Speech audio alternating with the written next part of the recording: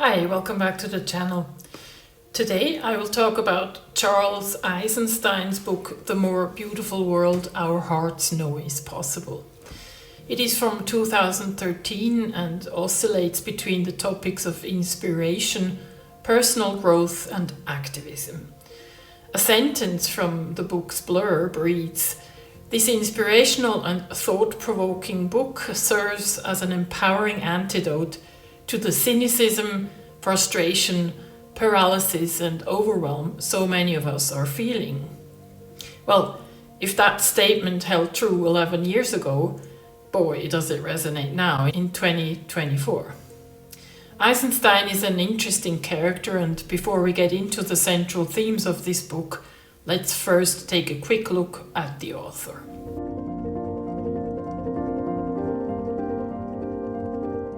Charles Eisenstein was born in 1967.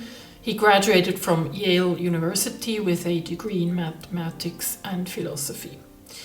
He's a contemporary thinker, writer, and speaker who focuses on themes like civilization, consciousness, money, and human cultural evolution. Eisenstein is best known for his advocacy of the gift economy, and he is regarded as a thought leader in the areas of spirituality, social change, and ecological awareness. He has written 4 major books so far, and his writing reiterates that social transformation necessitates personal transformation. His approach combines real-world examples with introspective insights. His style is very personal and down-to-earth. His thinking and level of self-examination is thorough, yet he maintains a sort of childlike charm which makes his books quite enjoyable despite the heavy subject matter.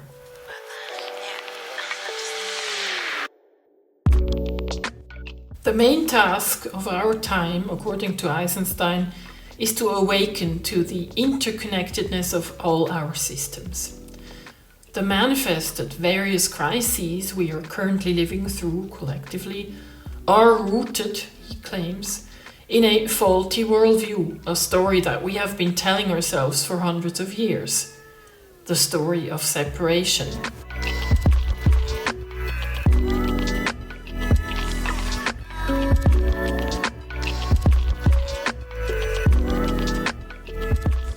The story of separation hinges on a number of scientifically obsolete 19th and 20th centuries operating beliefs. It is those outdated beliefs that have been providing wrong answers to life's most fundamental questions. Those questions will most certainly concern all of us at some point in our lives.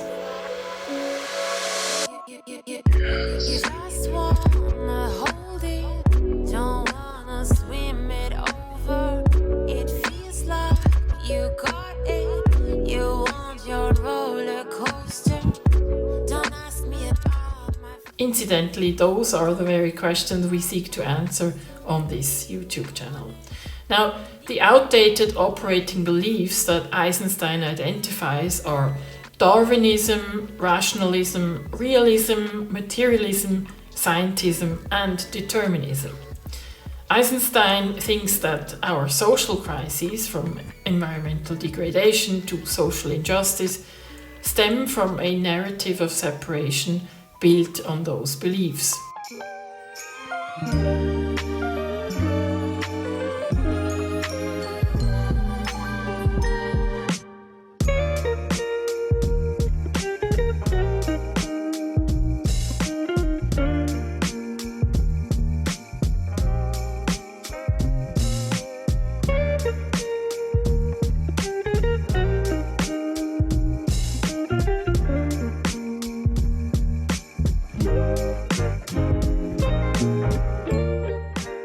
The answers that our outdated beliefs tend to give us are roughly that we are separate individuals among other separate individuals in a universe that is separate from us as well. Things are a result of mathematically determined interactions.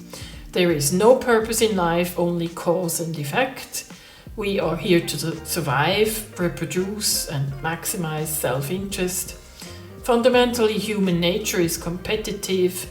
If there is something sacred, then it surely is out of this world. We sort of park the sacred and our idea of soul or a god outside of what we perceive as real life.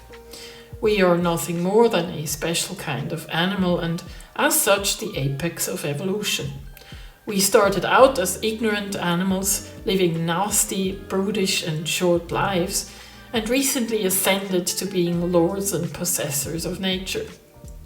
That, in short, are the answers that we are being given since the advent of modern industrial life. And that is roughly what we still are teaching our young generations at school.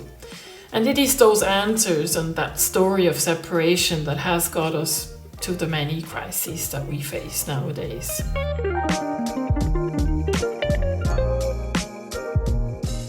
In this book, Eisenstein introduces the concept of the space between stories as a transitional phase where old paradigms are losing their power and new ones have yet to be formed. This is where we currently are. This space, he argues, is ripe with uncertainty but also brimming with possibility. It is in that transitional phase that individuals can consciously choose to forge new narratives.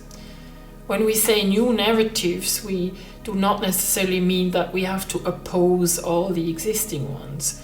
We don't need to throw the baby out with the bathwater, so to speak, but we need to discern which portions of the old narratives still serve us going forward and which ones we need to let go of.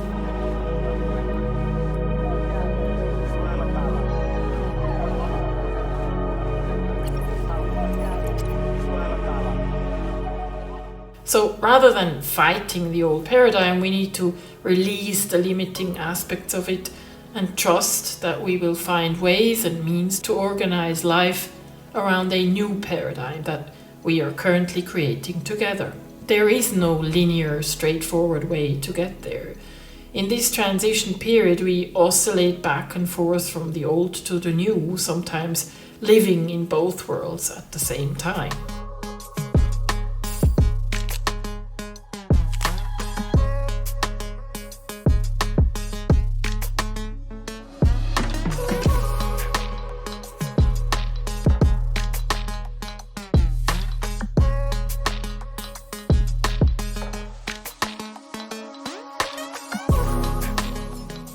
A couple of rather recent phenomena and movements rendered the old story obsolete.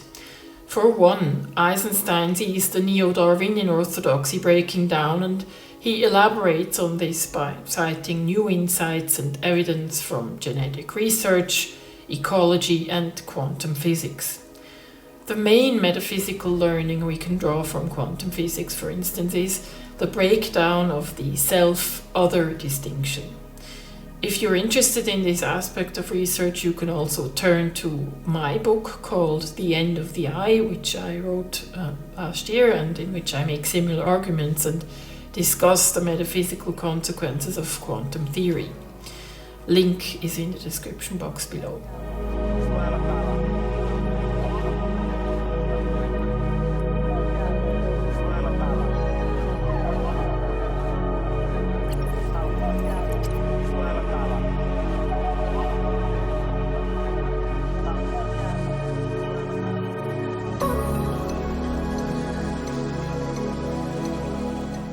Charles Eisenstein introduces the concept of interbeing to describe the interconnectedness of all life and existence. This idea itself is not new, it is an echo of the wisdom of the ages. What it most pressingly challenges, though, is the mechanical and materialistic notion of separation between individuals and the world around them, proposing instead that everything is profoundly linked.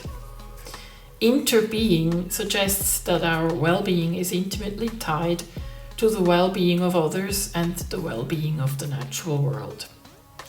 It also implies that each person's actions affect the whole, and thus personal and societal transformation are deeply interconnected. What you change in you change in the collective.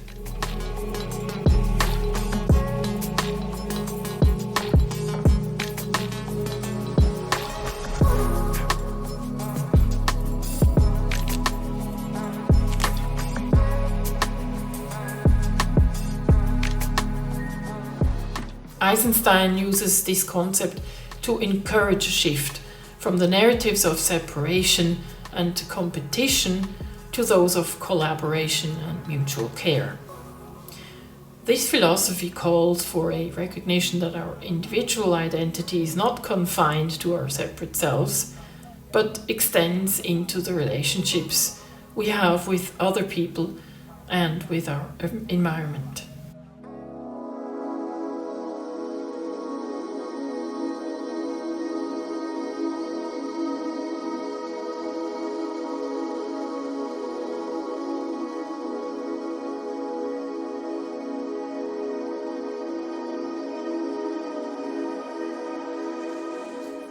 The new paradigm will involve acknowledging and healing your personal wounds as much as it calls you to adopt an attitude of service to that which wants to be born.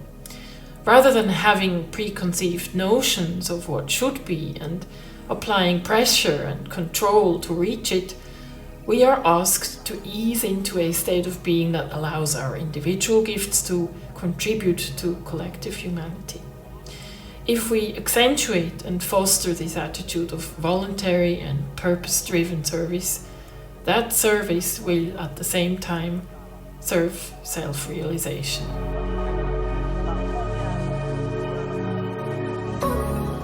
This concept revisits ancient wisdom through the lens of contemporary challenges and proposes that old and new stories can converge to create solutions that are both innovative and grounded in a sort of respect for past knowledge. Eisenstein emphasizes that this emerging story integrates principles that foster a deeper connection with the earth and with each other.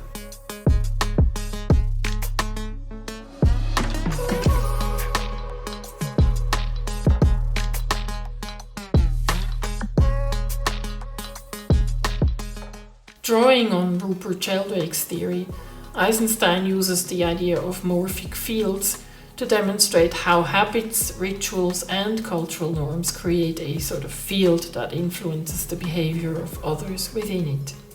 This concept is pivotal in understanding how individual actions can influence collective patterns and how these fields can evolve to support more compassionate societal structures. We have touched on the mechanics of the ego in previous videos. If we want to succeed in the transformation from the old to the new, we will have to be ruthlessly honest with ourselves along the way. Eisenstein does an excellent job in documenting his own experiences along the way and the difficulties such a transformation entails.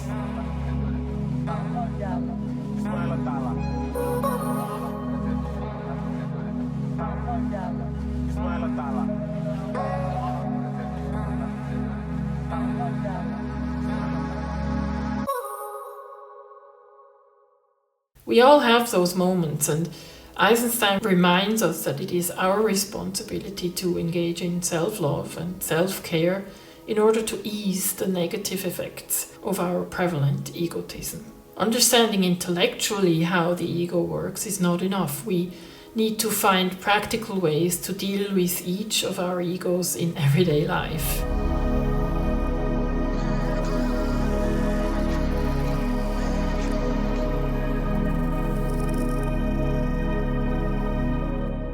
We will have to address things like our scarcity mindset, our habits of hurrying or showing off, or always being in doing mode. And we will have to unconditionally accept ourselves in order to initiate the change that is needed.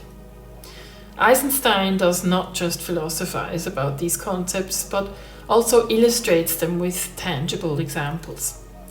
He recounts stories of people and communities that have embraced what he calls the new story, from local economies that prioritize community well-being over profit, to educational systems that emphasize collaborative learning and emotional growth.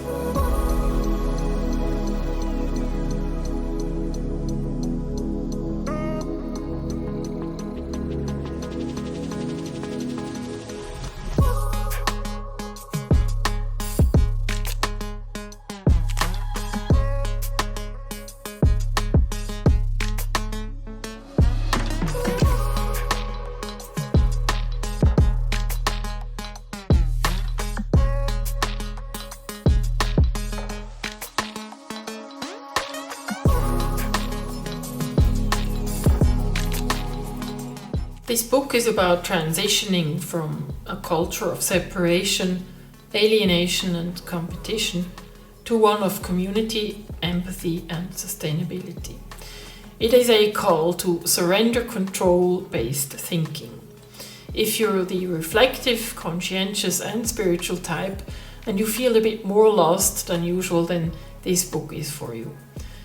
Short of taking you by the hand and leading you through the valley of doubt, Eisenstein will make you laugh at yourself a couple of times during this book, and that is healthy. With his writing, he proves that to be flawed is to be human. This book will open a door just wide enough for you to catch a glimpse of what is possible in the future. It certainly has for me, and I must say, this was good timing. I really needed a boost. I hope I was able to get you interested. Check out the description box for related links. Thank you for watching, and I will see you next time.